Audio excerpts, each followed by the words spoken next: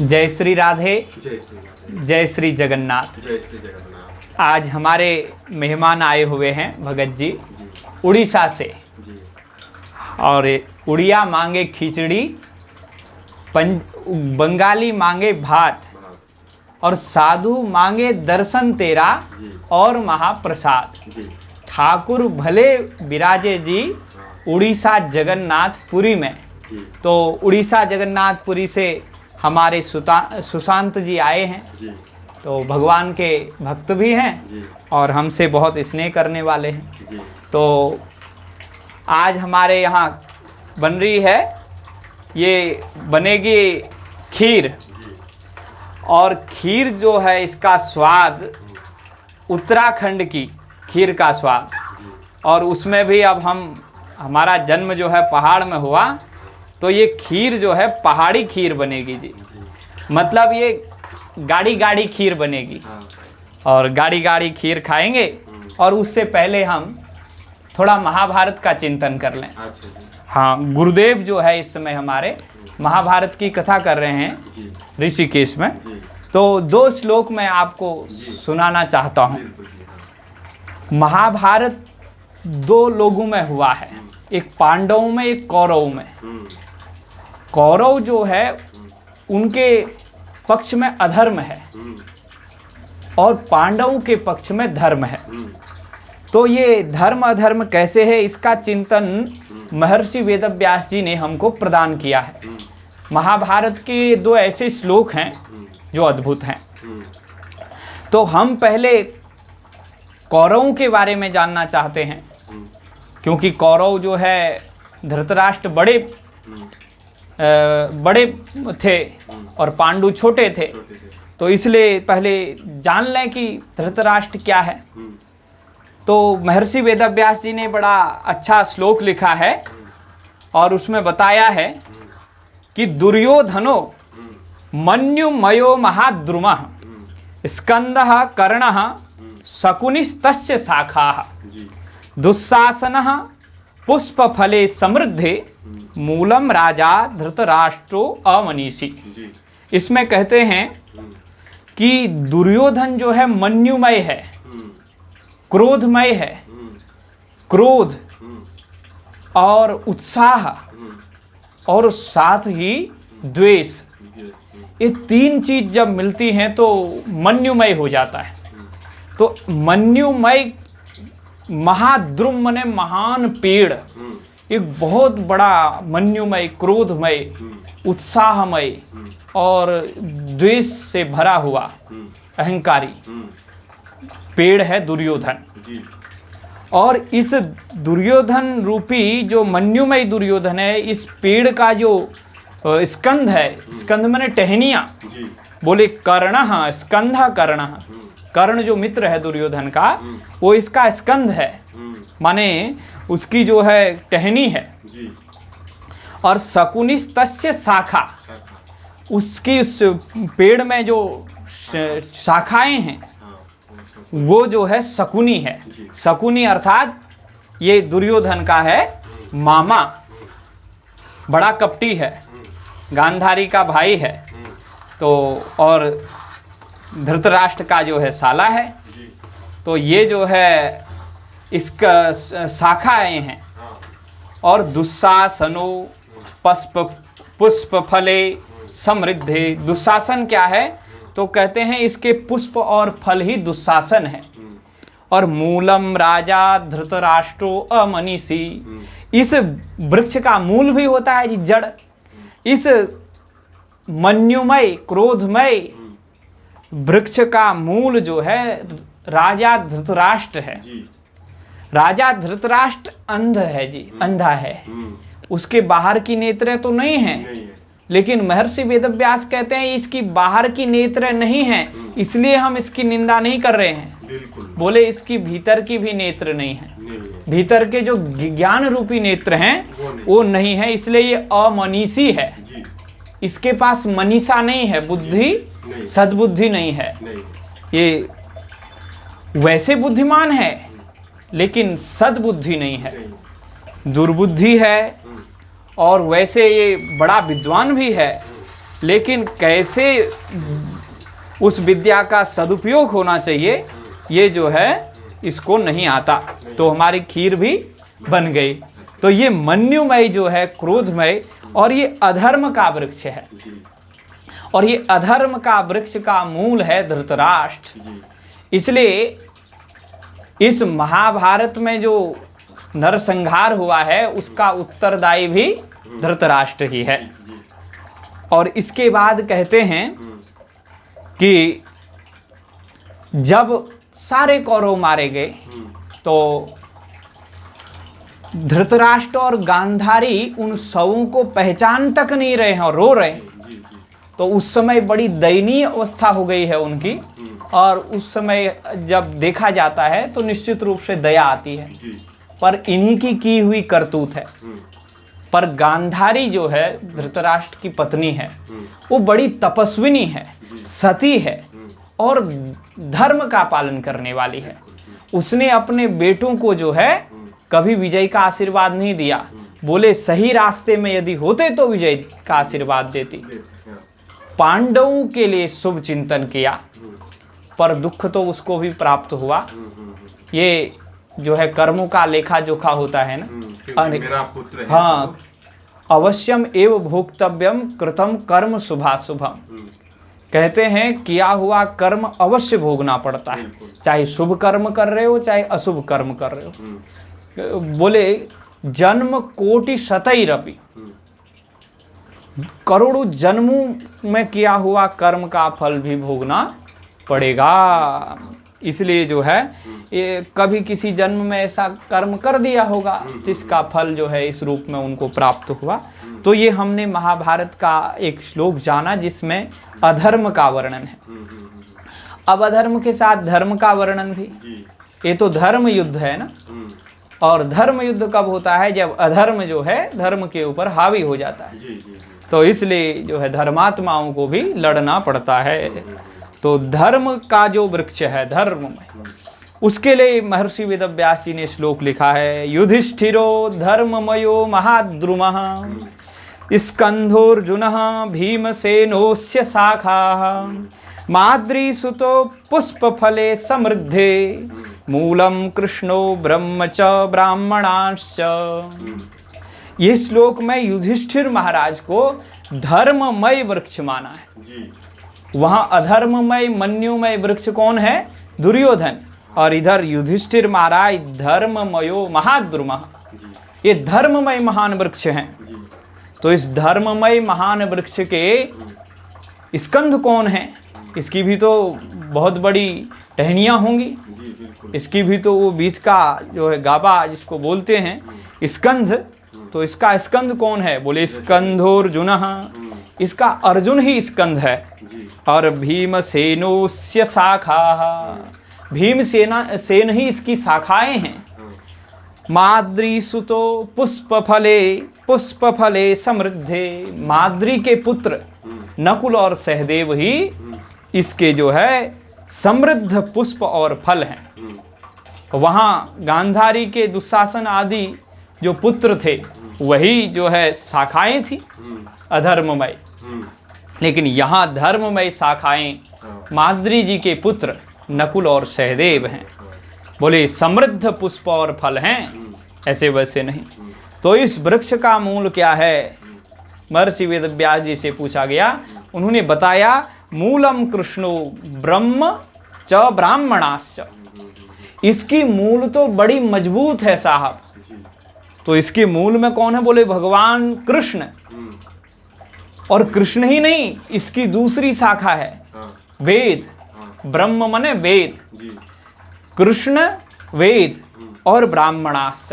और ब्राह्मण लोग, सज्जन लोग, तपस्वी लोग, ये महात्मा लोग, ये जो ब्राह्मण हैं, जो वेद पाठी हैं, जो वेद को जो है धारण करते हैं, तो ये सब जो है इसकी मूल शाखाएं हैं। तो ये मजबूत शाखा है। इसलिए भगवत गीता का उपदेश भगवान श्री कृष्ण ने दिया है युद्ध के मैदान में। और उस भगवत गीता को प्रत्यक्ष देखने, सुनने, समझने वाले हैं संजय, जो धृतराष्ट्र के मंत्री भी हैं और सारथी भी हैं और मित्र भी हैं।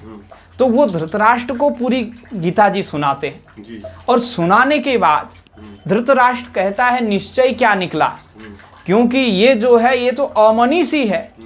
माने इसने गीता जी भी सुना, इसने विदुर नीति भी सुनी, इसने सनत सुजात जी का दिया हुआ ज्ञान का वो भंडार भी श्रवण किया, जिसको सनत सुजातीय ज्ञान कहते हैं, जो ब्रह्म ज्ञान है, वो भी सुना।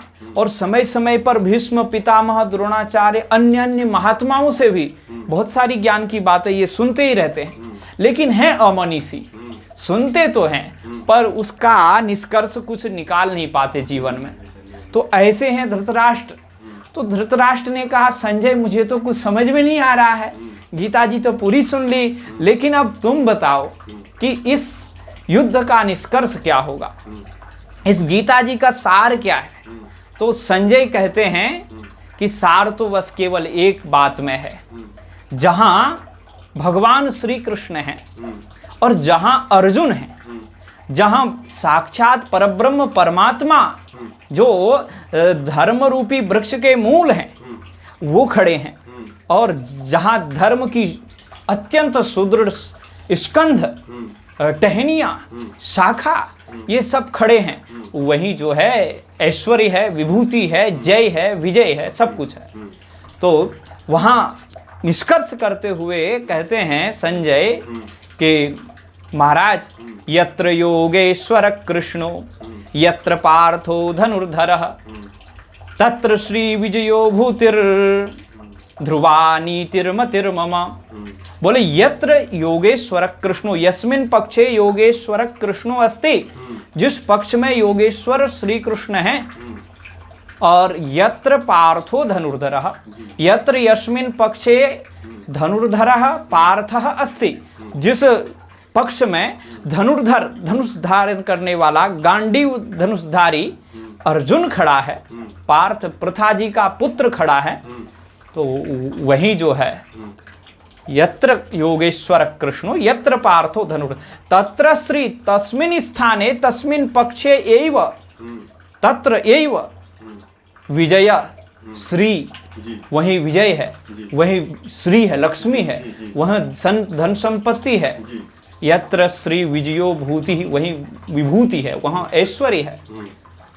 ध्रुवा नीतिर्मतिर्मम, ये मेरी ध्रुव नीति है, ये मेरा अटल जो है विश्वास कहता है, ये मेरा सारांश कहता है महाराज। ये जो मैंने गीता जी सुना है उसका निष्कर्ष ये है कि विजय जो है अर्जुन के पक्ष में है, विजय श्री कृष्ण के पक्ष में है, विजय जो है युधिष्ठिर के पक्ष में है। और ऐसे दिव्य जिसकी अब हम तो विजय चाहते हैं, तो और हम भगवान के होना चाहते हैं, और भगवान जहां रहते हैं वहीं विजय रहती है। यतो कृष्णः ततो जयः और यतो धर्मः ततो कृष्णः, जहां धर्म है वहां कृष्ण है, जहां कृष्ण है वहां विजय है, वहां जय है। तो ऐसे भगवान श्री कृष्ण की शरण में हैं, और जगन्नाथ से आप पधारे हैं तो खीर भी बन के तैयार हो गई। तो ऐसे भगवान श्री कृष्ण के, और महाभारत की ये बात हमने बताई, तो ये श्लोक हमने लिखे थे ग्रंथ इसमें अपनी पुस्तिका में, तो हमने आपको सुनाया। और महाभारत का जो श्रवण करता है, मैंने पूरे महाभारत को पढ़ा नहीं, सुना गुरुजनों से, और वो सीरियल भी देखा, लेकिन हरिवंश पुराण जो है मैंने पढ़ा और व्यासपीठ से सुनाया। तो उसमें जो महाभारत का खिल भाग है, परिशिष्ट भाग है, माने अंतिम भाग है हरिवंश पुराण, जिसमें कृष्ण भगवान की विशेष चर्चा आई है, और भागवत के ही बहुत सारे अंश उसमें समाविष्ट हुए हैं। तो ऐसे ग्रंथ में जिसमें ज्ञान की अथाह सीमा है, उसमें वो क्योंकि परिशिष्ट भाग है, अंतिम भाग है महाभारत का, तो उसमें जो है बड़ी विशेषता लिखी है, महाभारत की फलश्रुति उसमें बताई है। बोले भारते भवनम यस्य तस्य हस्तगतो जयः, महाभारत जिसके घर में होता है उसके पास विजय होती है। जो महाभारत की कथा सुनता है उसके पास विजय होती है। और इसलिए महाभारत को अपने घर में रखना चाहिए। महाभारत को नहीं रख सके तो भगवत गीता जी को अपने घर में रखना चाहिए, विष्णु सहस्त्र नाम रखना चाहिए, कोई न कोई सात्विक ग्रंथ हमारे घर में होना चाहिए। तो निश्चित रूप से महाभारत को सुनने से विजय मिलती है। और विजय अगर हमें संतति चाहिए तो हरिवंश पुराण जो सुन रहे थे तो भगत जी हम उनको जो है पुत्र की कामना थी, पुत्रियां उनके पास थी, पुत्र की कामना थी। तो हमने कहा आपका पुत्र जो है वीर होगा, क्योंकि महाभारत में लिखा है और हरिवंश पुराण में भी लिखा है वीरम जनयते पुत्रम। महाभारत को सुनने के बाद वीर पुत्र को उत्पन्न करती है माता। वीरम जनयते पुत्रम कन्यांच जयशालिनी। अगर कन्या का जन्म हुआ तो वो भी जयशालिनी होगी, विजयशालिनी होगी। तो हमारे ग्रंथों में पुत्र और पुत्री में भी भेद नहीं है। बोले पुत्र पैदा होगा तो विजयशाली होगा और कन्या पैदा होगी तो वो भी जयशालिनी होगी। तो ऐसे हमारे दिव्य ग्रंथ हैं। इस श्रावण का महीना है तो शिव महापुराण की भी जो है अद्भुत महिमा है। शिव महापुराण के बारे में लिखा है सदा सेव्या सदा सेव्या सदा सेव्या विशेषतः एतत् शिव पुराणस्य कथा परम पावनी। बोले इस शिव महापुराण की कथा को सदा सेवन करो, ये सदा सेवनीय है, क्योंकि विशेष रूप से सदा सेव्या विशेषतः, इसका तो विशेष रूप से सेवन करना चाहिए, क्योंकि इस कथा को सुनने से जीवन में परम पावनता आती है और यस्या श्रवण मात्रेण मुक्ति करतले स्थिता, और मुक्ति जो है हाथ में आ जाती है, सेविका बन जाती है, आपके पास आकर के मुक्ति आपकी सेवा करने लग जाती है। तो निश्चित रूप से जीवन में अनेक बंधन हैं, उनसे मुक्त होने का उपाय है हमारे सद्ग्रंथों का श्रवण। और महाभारत में तो सब कुछ मिलता ही है, धर्म अर्थ काम मोक्ष, और विशेष रूप से शिव महापुराण में भी इन सभी बातों का बारीकी से वर्णन किया गया है। इसलिए हमको निश्चित रूप से इन ग्रंथों को सुनना चाहिए। अब आपका भी छायाचित्र आ जाए तो इसको जो है हम आपकी ओर थोड़ा मोड़ देते हैं ताकि आपका भी दर्शन हो जाए। तो आप वहाँ से पधारे हैं और इतने धैर्यपूर्वक आपने जो है इस कथा को यहाँ पे सुना। और हाँ जी, तो आप वहाँ से आए हैं गंगा मैया के तट पर, और ये हमारा जो व्याख्यान रहा अभी जो आपने बनाया, तो निश्चित रूप से ये 18 मिनट का हो चुका है। तो 18 मिनट तक आपने भी धैर्य धारण किया, वैसे आप हमको सुनते ही रहते हैं। तो ये जो है खीर बन के तैयार हो गई है, और ये खीर जो है निराली खीर हो रखी है, और खीर के साथ अब मज़ा लिया जाए, आनंद लिया जाए। तो ये सत्संग की कुछ बातें में खीर की तरह ये भी अमृतमय मीठी है और हमारे ग्रंथों की हैं, निश्चित रूप से ये संतों की हैं। हमारे सद्गुरुदेव की जो वाणी है वही हमने व्यक्त किया है, उन्होंने जो हमको सिखाया, उनसे जो हमें सीख मिली, और जो इस समय वो ऋषिकेश में वानप्रस्थ आश्रम में महाभारत की कथा कह रहे हैं। महाभारत में भी इस बार गीता जी की कथा, और पूरी गीता जी वो क्रम से चलता है महाभारत, हर साल 22 दिन सुनाते हैं, तो इस बार उसी में गीता जी आ गई हैं।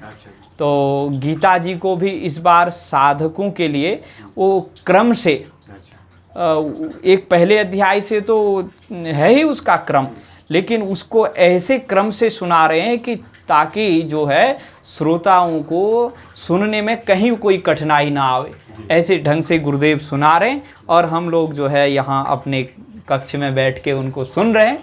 तो ये आनंद है। जगन्नाथ महाप्रभु की जय हो।